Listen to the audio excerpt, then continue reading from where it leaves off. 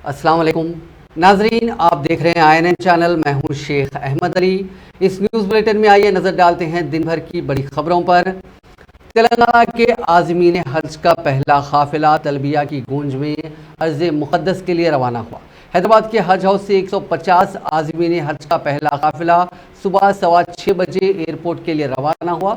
Airport पर 10:15 बजे बराह मस्कत जिद्दा के लिए पहली परवाज़ रवाना हुई। रियासत से जुमला 46 फ़्लाइट्स के ज़रिए आज़मीन सफ़र मुक़द्दस के लिए रवाना होंगे। हज हाउस से आज़मीन हज की रवानगी का मंजर इंतहाई जज्बाती और रूह परवर था। सफ़ेद एहराम में मलबूस आज़मीन तलबिया पढ़ने में मसरूफ़ थे। उनके रिश्तेदारों और अहबाब ने उनको बादीदा नम विदा किया और उनसे दुआओं की गुजारिश करते रहे। क़ब्ल हज हाउस में आज़मीन की रवानगी से कबल मुनक़िदा तक़रीब में मुमताज़ मेदीन मौलाना मुफ्ती खलील अहमद शेखुल जामे निज़ामिया हैदराबाद ने इस्लामी इबादत का तफसीली जायज़ा लिया। उन्होंने कहा कि हज मबरूर से गुनाह माफ़ हो जाते हैं। 22 जून को रियासत से आखिरी परवाज़ आज़मीन के साथ सरज़मीन हिजाज के लिए रवाना होगी। आज़मीन की खिदमत के लिए तमाम तर मुमकिना इक़दाम किए गए हैं। इस मौके पर मौलाना मुफ्ती खलील अहमद शेखुल जामे निज़ामिया, वज़ीर दाखिला मोहम्मद महमूद अली, मुशीर बराए अक़लियती बहबूद AK खान, सदर नशीन अक़लियती कमीशन तारिक अंसारी, सदर नशीन तेलंगाना हज कमेटी मोहम्मद सलीम, सदर नशीन वक्फ बोर्ड मोहम्मद मसीउल्लाह खान, सदर नशीन अक़लियती मालियती कॉर्पोरेशन इम्तियाज़ इसाक और दूसरे मौजूद थे।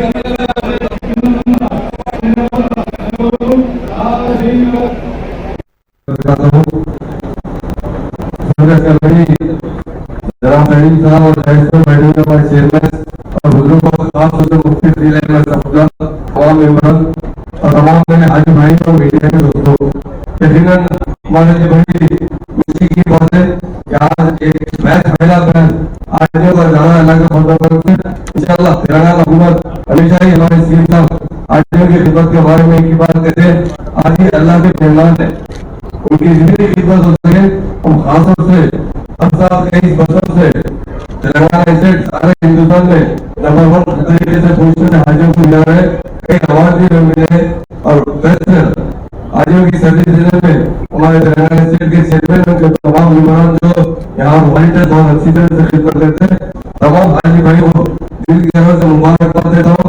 अल्लाह ताला यकीनन उन्हीं लोगों को बुलाते हैं जिन्हें वो याद करते हैं और जाने के बाद जरूर अपने फैमिली के लिए और अपने लिए और अपने हिफाजत खानदान के लिए दुआ कीजिए और उसके बाद साथ में हमारी हिम्मत कीजिए।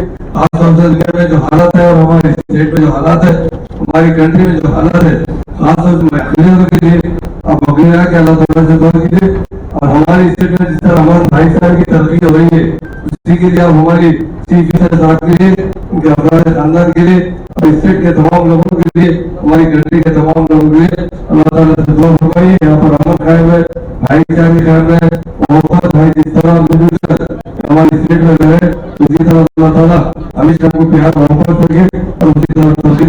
एक बात कहते हुए मैं ये बात करता हूँ, बहुत खुशी हो रहा है, आनंद भी चाहता हूँ।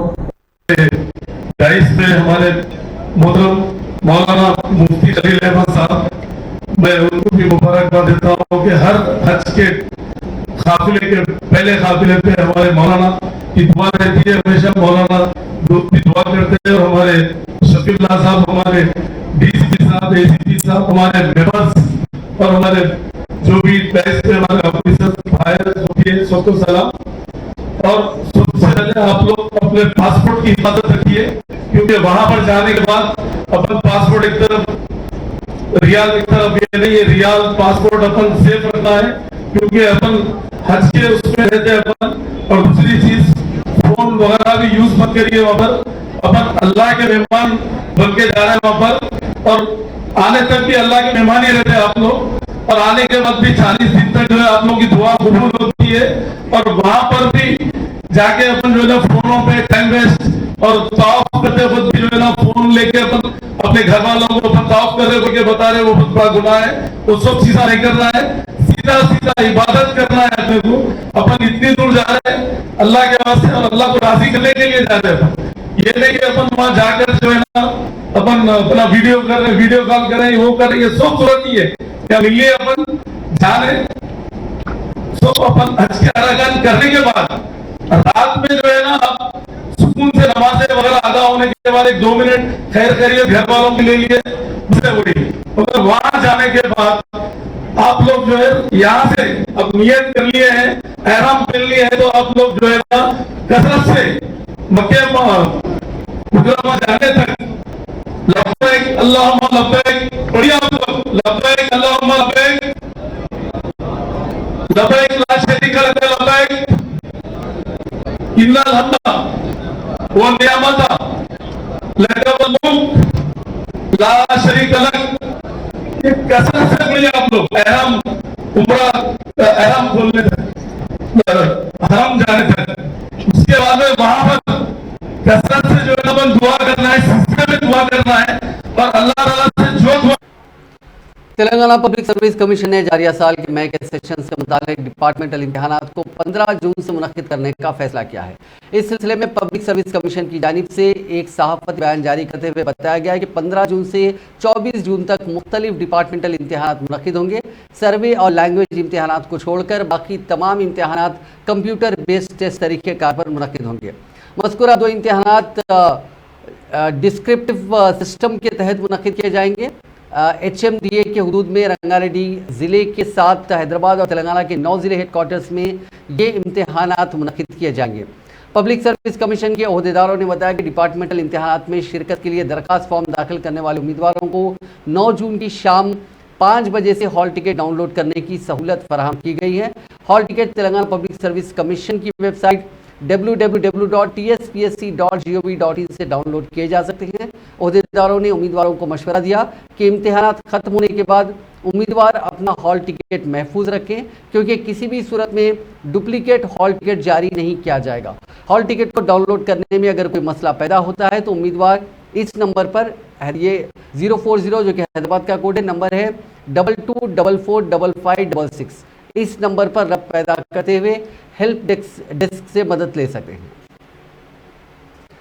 मासाब टैंक NMDC इलाके में एक बड़ा टैंकर उलट गया। इस वाक़े के साथ ही टैंकर से तेल का अखराज होने लगा। मेहदीपट्टनम, मासाब टैंक और लकड़ी का पुल इलाकों में बड़े पैमाने पर ट्रैफिक जाम हो गई। सड़क पर ऑयल होने की वजह से गाड़ी सवारों को शदीद मुश्किलात का सामना करना पड़ा। गाड़ी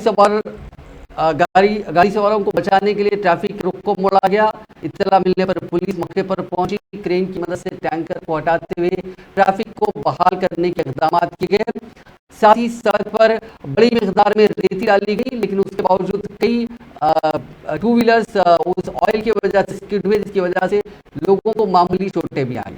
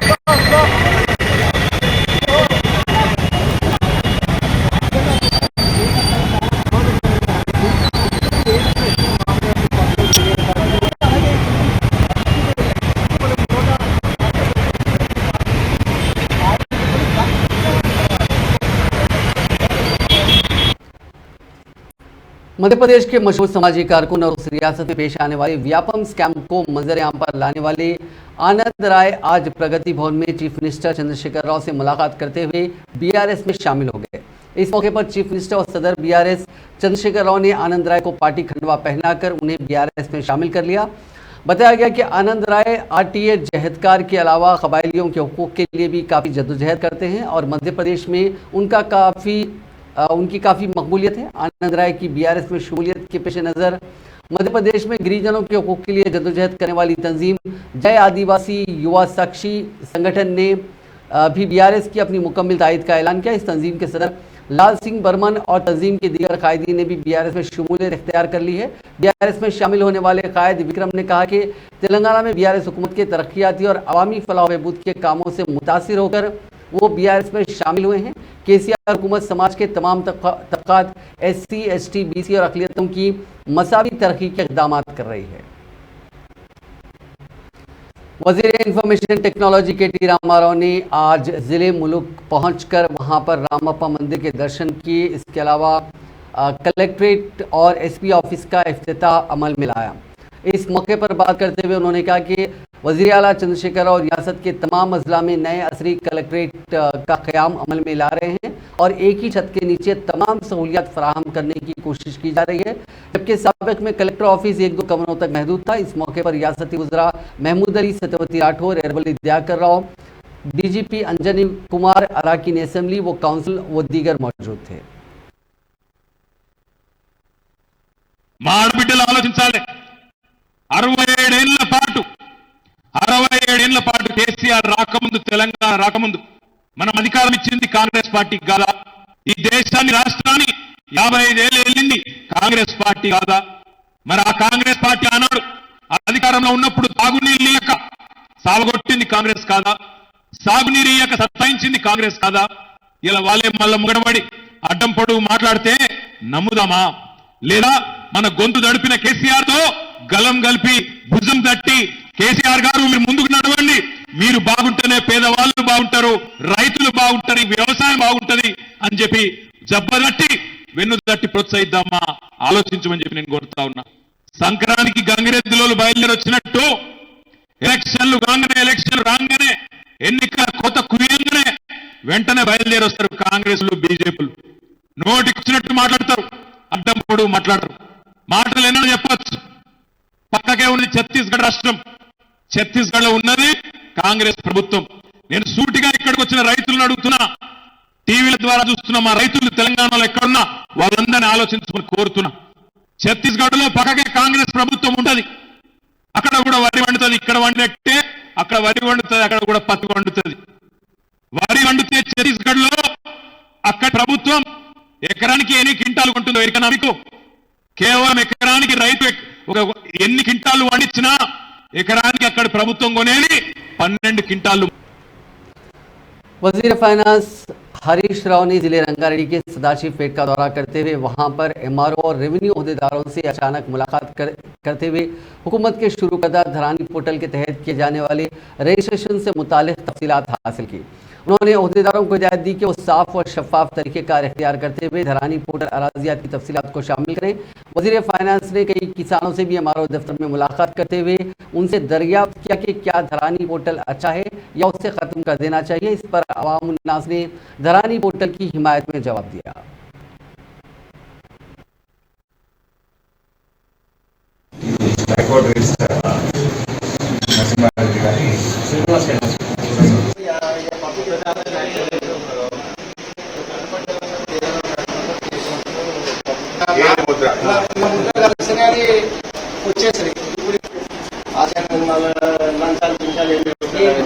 కాంగ్రెస్ మంచిగా లేదు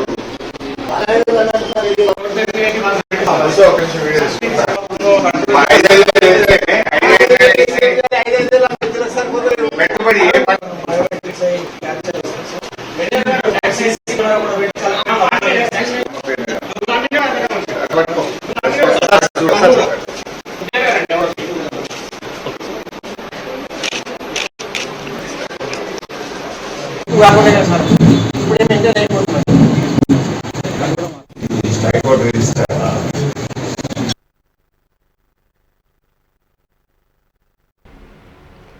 वजीर बरखी जगदीश रेड्डी ने कहा कि मुत्तहिदा आंध्र प्रदेश के हुक्मरानों ने तेलंगाना में आबपाशी के शोबे को नजरअंदाज कर दिया था।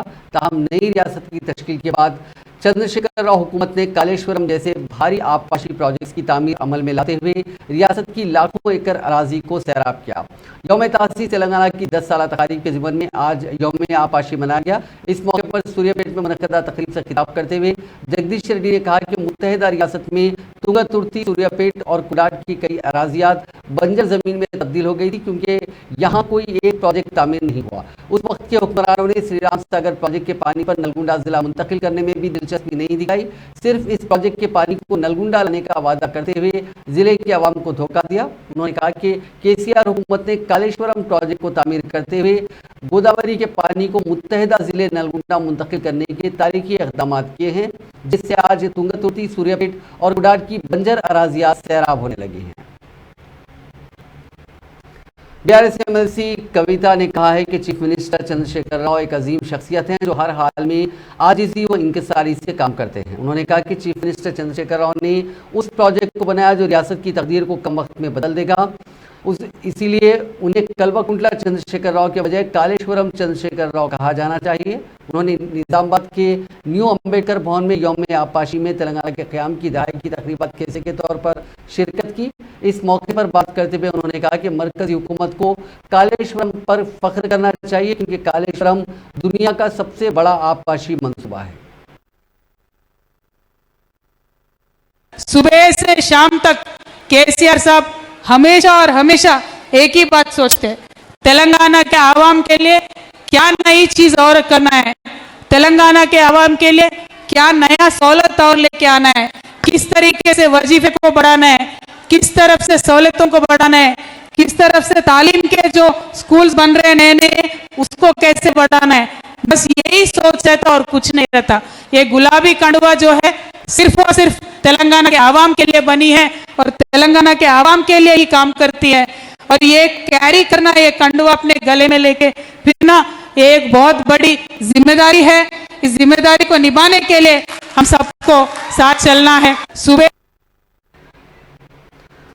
सदर तेलंगाना यूथ कांग्रेस शिवसेना रेड्डी की क़यादत में हैदराबाद में नेशनल एग्जीक्यूटिव की सैर-रोज़ा मीटिंग का आज आगाज़ हुआ। इस इजलास में नवंबर-दिसंबर में मुल्क की 5 रियासतों बशमूल तेलंगाना में मुनक़्क़िद होने वाले असम्बली इंतखाबात में यूथ कांग्रेस के सरगर्म होने का जायज़ा लेने के अलावा कई उमूर पर तबादला ख्याल किया गया। सदर तेलंगाना यूथ कांग्रेस शिवसेना रेड्डी ने उर्दू अशार से अपनी तकरीर का आगाज़ करते हुए बताया कि वही आगे बढ़ सकता है जो ताकत के साथ अपने निशाने को हासिल करे। उन्होंने कहा कि यूथ कांग्रेस मुल्क भर में कांग्रेस को मुस्तहकम करने में अहम रोल अदा किया और आने वाले असम्बली इंतखाबात में तेलंगाना में इक़्तिदार हासिल करने के अलावा मुल्क के दीगर रियासतों में जहां कांग्रेस इक़्तिदार में नहीं है वहां भी इक़्तिदार हासिल किया जाएगा। कांग्रेस के senior leader V Hanumantha Rao ने नागर कर्नूल में वज़ीर आला चंद्रशेखर राव के दिए गए उस बयान की शदीद मजम्मत की जिसमें उन्होंने धरानी पोर्टल की मुदाफ़ियत की थी। गांधी भवन में एक प्रेस कॉन्फ्रेंस से खिताब करते हुए हनुमंत राव ने कहा कि धरानी पोर्टल से किसानों की जिंदगी बर्बाद हो गई है, वो उनके लिए एक सजा साबित हो रही है। इलेक्शन में 3 साल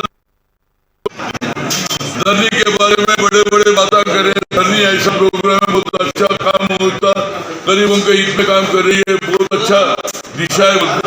और ये कार्यक्रम धरनी कब लागू हुआ, धरनी का काम कब शुरू हुआ? दुब्बा के इलेक्शन में 3 साल पहले शुरू, अभी तक लोग परेशान है। आप किसी से नहीं मिलते तो इस वास्ते प्रजा दरबार लगाओ, वीकली 2 दिन करो, 1 घंटा पब्लिक से मिलो।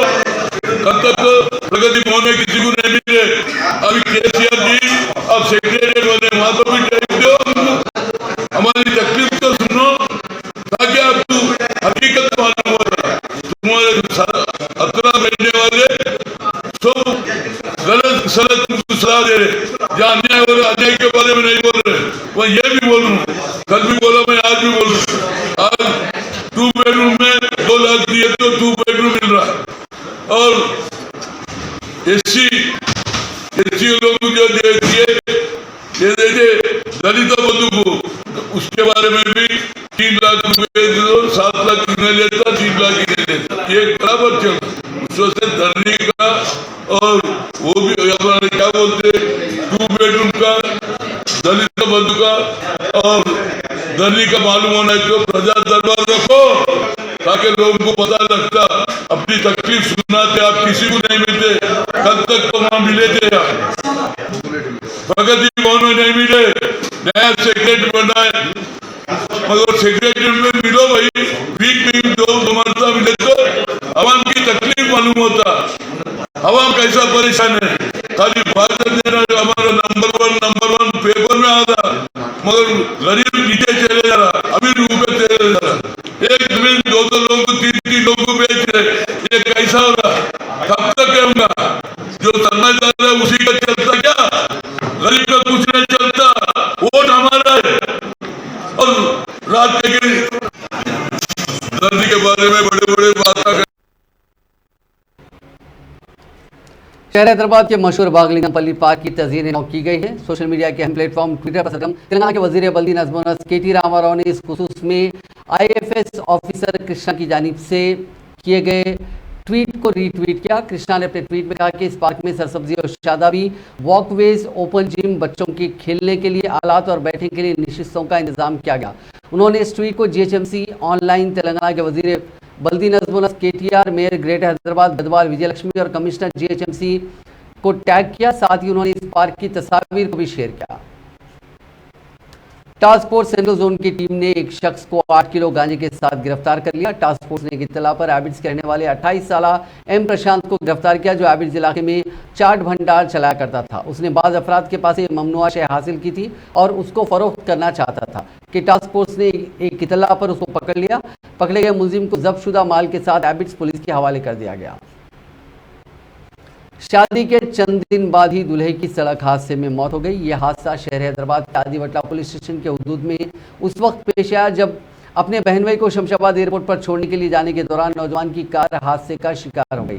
खानदानी जराया और पुलिस ने बताया कि केशव नगर बोडुप्पल के रहने वाले मुरलीधर और सुचित्रा को 2 बेटे हैं। बड़ा बेटा 26 साल हर्षद सॉफ्टवेयर इंजीनियर है। उसकी शादी गुज़िश्ता माह की 10 तारीख को हुई थी। इस शादी में शिरकत के लिए बैरूनी मुल्क से आए अपने बहन भाई को शमशाबाद एयरपोर्ट पर छोड़ने के लिए वो कार में जा रहा था कि कल शाम बेंगलुरु हाईवे पार करने के बाद रावीराड़ा के करीब सामने की कार वाले ने अचानक ब्रेक लगाया। उस कार से इम्कानी टक्कर से बचने के लिए उसने सड़क के किनारे बिजली के पोल को टक्कर दे दी। इस हादसे में हर्षद मौके पर ही हलाक हो गया, जबकि उसका बहन भाई मामूली जख्मी हो गया।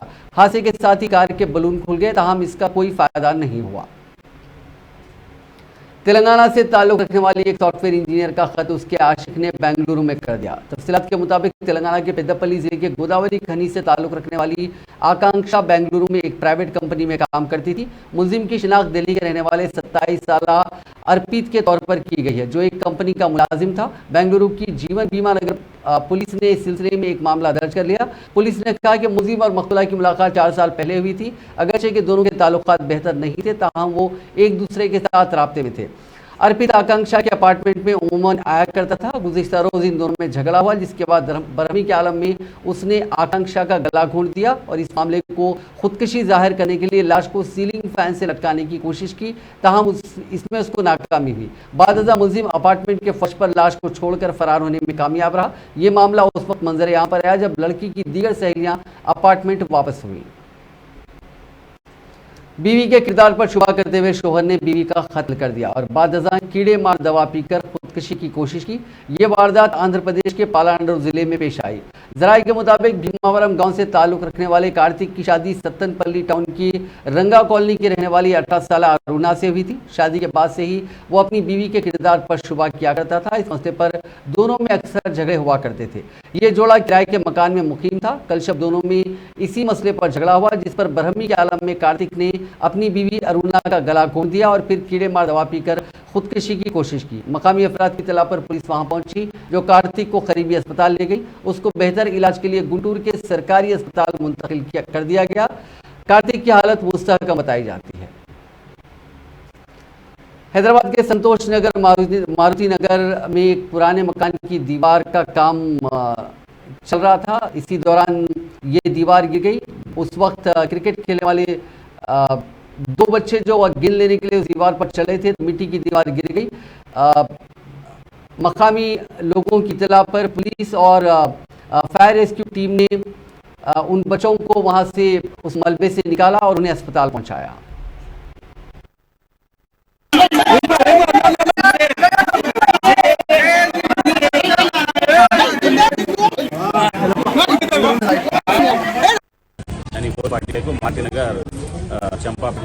बाल क्लब का कॉल आया। तो कॉल आई थी, हम 2 गाड़ी को फौरन इधर भेजा है। इधर देखे तो अभी एक बच्चे खेलते खेलते 3 बच्चे वो उसके ऊपर गिर गया, अंदर फंस गया वो लोग। इसीलिए हम रेस्क्यू टेंडर और आजू बाजू हमारा क्रूज को भी बुलाए।